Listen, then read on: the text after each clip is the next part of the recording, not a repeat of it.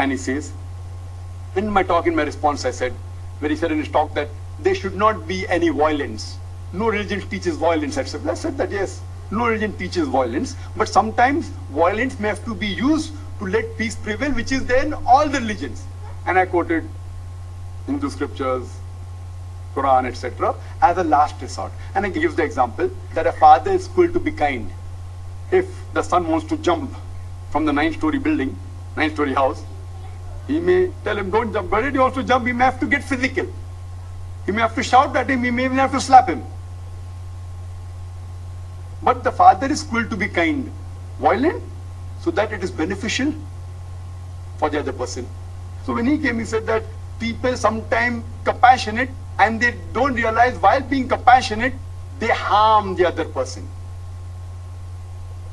And he gives the example that if a person wants to jump, you want to help him, it's no problem, but don't jump on his neck.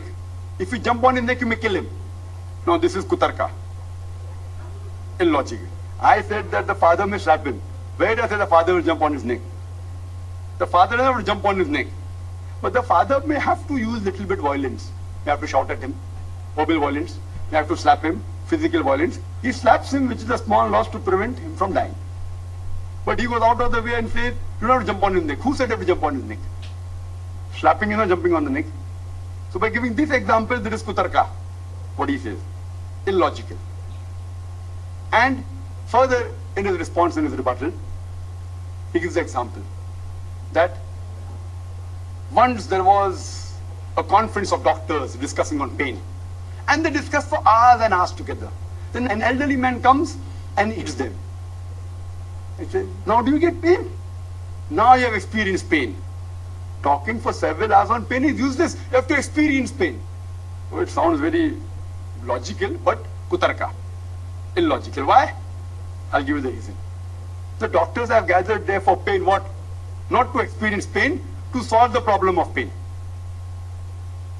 So that means I have to say that if you're a heart specialist, first you have to get a heart attack, then only can you be a heart specialist. Otherwise you can't be. So if you're a diabetologist, you have to first have diabetes, and then only can you cure diabetes, otherwise you can't. Illogical. Kutarka. Illogical.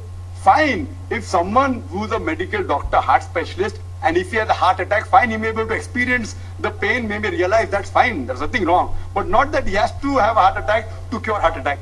The doctors have come there to cure pain, to try and find a solution of pain. If they experience, no problem, but that doesn't make experience is sufficient. That means a person who has a heart attack will be a better doctor than a cardiologist.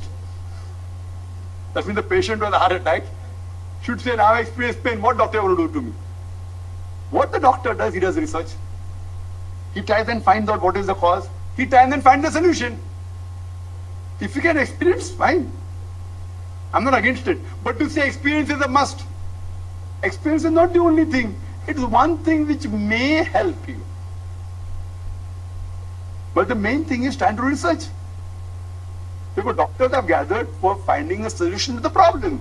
So finding a solution to the problem is important, not that you have to have that problem. Same as anthropomorphism. Almighty God doesn't have to become a human being to know what is good or bad for the human being. He's the creator. What does he do? He writes an instruction manual. And I said in my talk, the best instruction manual is the glorious Quran. So not that you have to experience pain. And after I finished his response in the question answer session, many times he interrupted me and gave other things. And one of the things he mentioned after I mentioned about, the question was posed to me about rebirth. Does Islam believe in rebirth? And I gave the answer, quoting the Hindu scriptures, Bhagavad Gita, Vedas, quoting the Quran, that Punarjanam means next life. Next life, hereafter that we believe, but not life, death cycle. It is nowhere in the Vedas.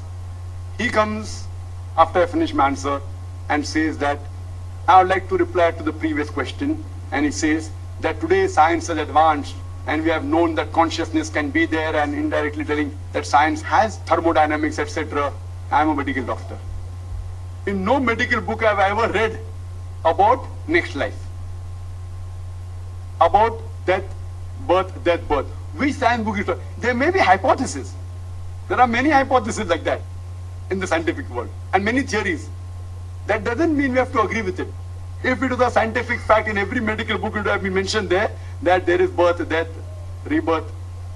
death, again rebirth, hypothesis. And he said that many people can remember of the previous lives, including myself, he said. And he said that at the age of 4, he could recite the complete Gita.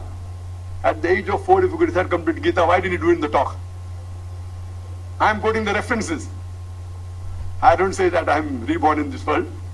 I'm doing with my own God-given brain. With Allah's help, no rebirth. In the Muslim world, there are many children age of 7, 8, 9 who know the full Quran. And compared to the Gita, the Quran is multiple times more voluminous. The Gita is very small. 18 chapters. Quran 114 chapters. More voluminous. Our children. But we don't claim that because they can recite the full Quran, the Hafiz of the Quran, that's the reason they had a previous birth they learned. The examples are kutarka. Illogical. If you could recite the way